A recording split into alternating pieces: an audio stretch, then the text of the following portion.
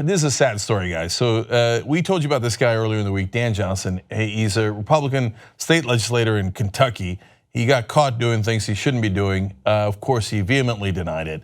And I'm just going to give you a little bit of background here before I tell you what happened yesterday.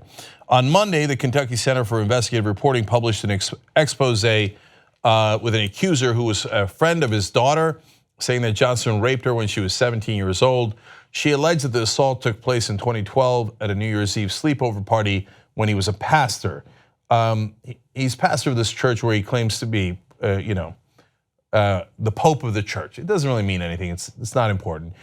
He wanted to excuse his actions, so he went to that Heart of Fire church, and I'm going to show you part of that video. Or before he did this, he sang a hymn about the baby Jesus and all that, and then he said this. In the midst of all the accusations, there's some things that are really important. I think that are being hidden in this. There are people that have had abuse. There's workplace abuse. There's all of that. But at the same time, I think that there's been people that have taken that now and just used that for political stones and political rocks. This allegation concerning this lady, this young girl, absolutely has no merit. There is no anything. Yeah, he says there's no anything, as you're about to see. He apparently didn't believe that himself. More details here. The Kentucky Center for Investigative Reporting had published an expansive report on Monday accusing the Republican state representative of molesting a young woman, but also committing arson and lying to his congregation and constituents about his achievements.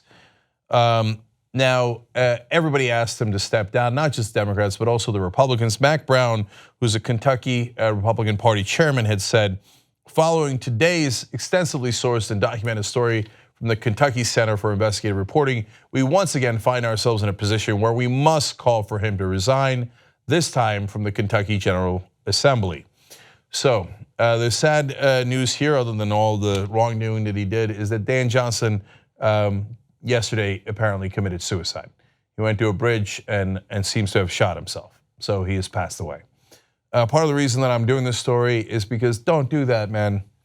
Look, I'm not a religious person, so I don't believe in all that finding Jesus or whoever else you find as soon as you're caught. But I do believe in redemption, even for guys as vile as him. In the past, he'd gotten in trouble for making the Obamas look like monkeys. As clear from the last segment, I'll tell you now too, I had no love for Dan Johnson at all, not 1%.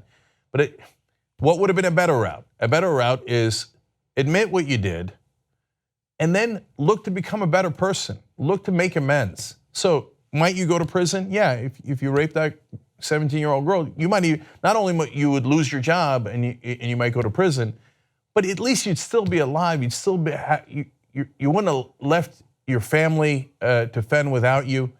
But the issue here isn't that. It's pride. Pride gets in the way.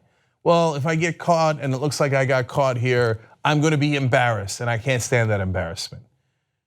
I just think the far, far better approach is to try to come to terms with it, to try to make amends, to still be there for your family.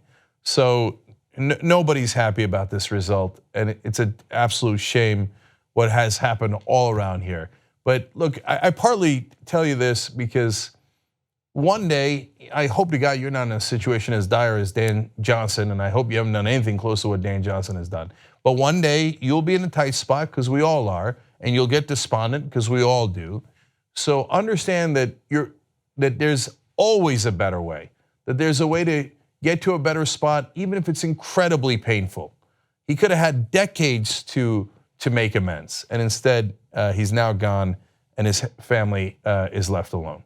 So it's a very, very sad day, and everybody wishes it hadn't come to this.